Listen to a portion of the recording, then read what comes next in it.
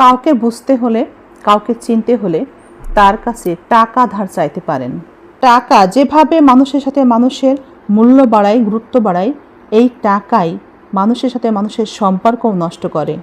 কিছু মানুষকে টাকা ধার দেওয়ার আগে ধরে নেবেন সম্পর্ক এবং টাকা দুটোই হারাবেন।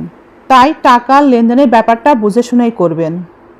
কথায় আছে, দেখতে সুন্দর মানুষের চেয়ে শুনতে সুন্দর মানুষের কথাই মানুষ মনে রাখে বেশি। মানুষের বাহ্যিক সৌন্দর্য একটা সময় ফিকে হয়ে যায়, কিন্তু মানুষের কথার সৌন্দর্য আজীবন মনে গেঁথে রয়।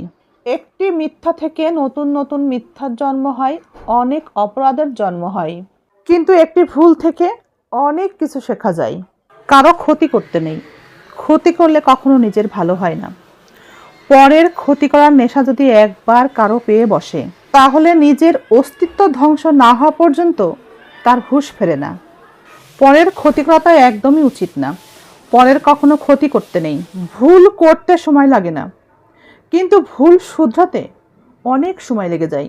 মনে রাখবেন, সময় লাগে ভুল শুধরাতে। একজন ব্যক্তি যখন ভুল করে, সেই ব্যক্তি ভুল শুধরানোর চেষ্টাও করে। ভুল শুধরানোর জন্য যখন তাকে কেউ সহযোগিতা করতে চায়, তখন ঠান্ডা মাথায় সেই ব্যক্তিকে সে অনুসরণ করে।